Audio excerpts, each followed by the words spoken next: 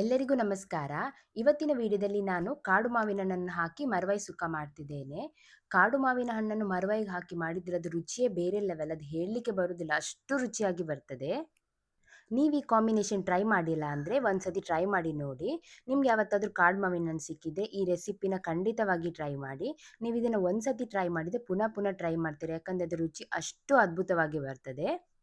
ನಾನಿಲ್ಲಿ 3 ಕೆಜಿಯಷ್ಟು ಮರವಾಯಿಯನ್ನು ತಗೊಂಡಿದ್ದೇನೆ. ಅದನ್ನು ಒಂದು 2ರಿಂದ 3 ಬಾರಿ ಶುದ್ಧ ನೀರಲ್ಲಿ ತೊಳ್ಕೊಳ್ತೇನೆ. ನಂತರ ನಾನಿಲ್ಲಿ ವಿಡಿಯೋದಲ್ಲಿ ತೋರಿಸುವ ರೀತಿ ಅದನ್ನು ಓಪನ್ ಮಾಡ್ಕೊಳ್ತಾ ಹೋಗ್ತೇನೆ. ಎಲ್ಲ ಮರವಾಯಿಯನ್ನು ಓಪನ್ ಮಾಡಿದ ನಂತರ ಇನ್ನೊಂದು ಪಾತ್ರೆಗೆ ಹಾಕ್ಕೊಳ್ತೇನೆ. ಅದಕ್ಕೆ ನಾನು 1ರಿಂದ 2 ಕಪ್ಪಷ್ಟು ನೀರನ್ನು ಹಾಕಿ ಇನ್ನೊಮ್ಮೆ ಚೆನ್ನಾಗಿ ತೊಳ್ಕೊಳ್ತೇನೆ. ಯಾಕಂದರೆ ಇದರಲ್ಲಿ ಕೊಳೆ ಅಥವಾ ಹೊಯ್ಗೆ ಇರುವ ಚಾನ್ಸಸ್ ಇರ್ತದೆ. ಆದ್ದರಿಂದ ಇದನ್ನು ಇನ್ನೊಮ್ಮೆ ತೊಳ್ಕೊಳ್ಬೇಕಾಗ್ತದೆ. ತೊಳೆದ ನಂತರ ಅದನ್ನು ಇನ್ನೊಂದು ಪಾತ್ರೆಗೆ ವಿಡಿಯೋದಲ್ಲಿ ತೋರಿಸುವ ರೀತಿ ನೀವು ಇದನ್ನು ಹಾಕ್ಕೊಂಡು ರೆಡಿ ಮಾಡ್ಕೊಳ್ಳಿ. ಮರವಾಯನ್ನು ಚೆನ್ನಾಗಿ ಕ್ಲೀನ್ ಮಾಡಿ ರೆಡಿ ಮಾಡ್ಕೊಂಡು ಒಂದು ಪಾತ್ರೆಗೆ ಹಾಕೊಂಡಿದ್ದೇನೆ. ಹಾಗೆ ನಾನಿಲ್ಲಿ ಕಾಡು ಮಾವಿನ ಹಣ್ಣನ್ನು ಸಹ ಒಂದು 2ರಿಂದ 3 ಬಾರಿ ಫ್ರೆಶ್ ನೀರಲ್ಲಿ ತೊಳೆದು ಅದರ ಸಿಪ್ಪೆಯನ್ನು ತೆಗೆದು ಕಂಡ ಮತ್ತು ಸಿಪ್ಪೆಯನ್ನು ಬೇರೆ ಬೇರೆ ಮಾಡ್ಕೊಳ್ತೇನೆ. ನೀವು ಸಿಪ್ಪೆ ತೆಗೆಯುವಾಗ ಅದರಲ್ಲಿ ಹುಳುಕಿದೆಯಾ ಅಂತ ನೋಡ್ಕೊಳ್ಬೇಕಾಗ್ತದೆ. ಯಾಕಂದರೆ ಕಾಡು ಮಾವಿನ ಹಣ್ಣಲ್ಲಿ ಹುಳ ಇರುವ ಚಾನ್ಸಸ್ ಜಾಸ್ತಿನೇ ಇರ್ತದೆ. ಆದ್ದರಿಂದ ಹುಳ ಇದೆಯಾ ಅಂತ ಚೆಕ್ ಮಾಡಿ ಉಪಯೋಗಿಸ್ಕೊಂಡ್ರೆ ತುಂಬ ಒಳ್ಳೆಯದು. ಇಲ್ಲಿ ನಾನೊಂದು 5 ಮಾವಿನ ಹಣ್ಣನ್ನು ಬಳಸ್ತಿದ್ದೇನೆ. ಹಾಗೆ ನಾನಿಲ್ಲಿ ಮಾವಿನಹಣ್ಣು ಸಿಪ್ಪೆಯನ್ನು ಒಂದು ಬೌಲಿಗೆ ಹಾಕಿ ಅದಕ್ಕೆ ಸ್ವಲ್ಪ ನೀರನ್ನು ಹಾಕಿ ಚೆನ್ನಾಗಿ ಕಿವುಚಿ ಅದರ ರಸವನ್ನು ತೆಕ್ಕೊಳ್ತೇನೆ. ಈ ರಸವನ್ನು ನಾನು ಮಸಾಲೆ ರುಬ್ಬುವಾಗ ಬಳಸ್ಕೊಳ್ತೇನೆ. ಇವಾಗ ನಾವು ಮಸಾಲವನ್ನು ರೆಡಿ ಮಾಡ್ಕೊಳ್ಳೋಣ. ಅದಕ್ಕೆ ಮೊದಲಿಗೆ ನಾನು ಬ್ಯಾಡಗೆ ಮೆಣಸನ್ನು ಚೆನ್ನಾಗಿ ಡ್ರೈ ರೋಸ್ಟ್ ಮಾಡಿಕೊಂಡು ಚಪ್ಪೆ ಆಗಲಿಕ್ಕೆ ಸೈಡಲ್ಲಿ ಇಡ್ತೇನೆ.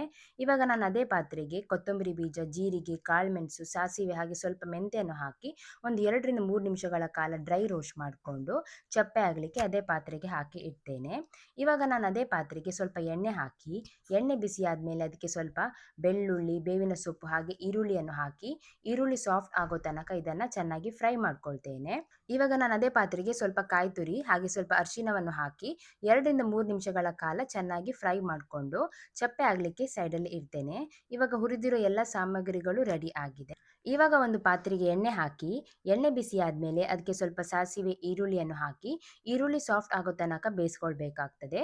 ಈರುಳ್ಳಿ ಚೆನ್ನಾಗಿ ಫ್ರೈ ಆಗಿದೆ. ಇವಾಗ ನಾನು ಅದಕ್ಕೆ ಮರವಾಯಿ, ಕಲ್ಲುಪ್ಪು, ಶುಂಠಿ ಹಾಗೆ ಸ್ವಲ್ಪ ನೀರನ್ನು ಸೇರಿಸ್ಕೊಂಡು ಚೆನ್ನಾಗಿ ಮಿಕ್ಸ್ ಮಾಡಿ ಒಂದು 10ರಿಂದ 15 ನಿಮಿಷಗಳ ಕಾಲ ಇದನ್ನು ಮೀಡಿಯಂ ಫ್ಲೇಮಲ್ಲೇ ಬೇಯಿಸ್ಕೊಳ್ತೇನೆ.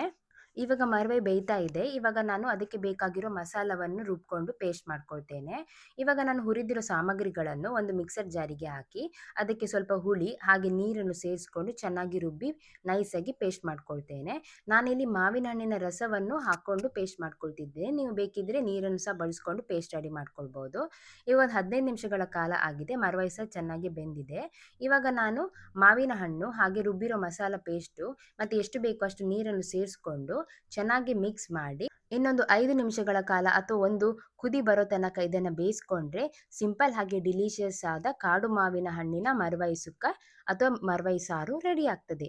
ನಿಮ್ಗೆ ಏನಾದರೂ ಈ ವಿಡಿಯೋ ಇಷ್ಟ ಆಗಿದ್ರೆ ಲೈಕ್, ಶೇರ್ ಮತ್ತು ಕಮೆಂಟ್ ಮಾಡಿ. ಹಾಗೆ ಕಮೆಂಟಲ್ಲಿ ತಿಳಿಸಿ ಹೇಗಾಗಿದೆ ಅಂತ. ಮುಂದಿನ ವಿಡಿಯೋದಲ್ಲಿ ಸಿಗೋಣ. ನಮಸ್ಕಾರ.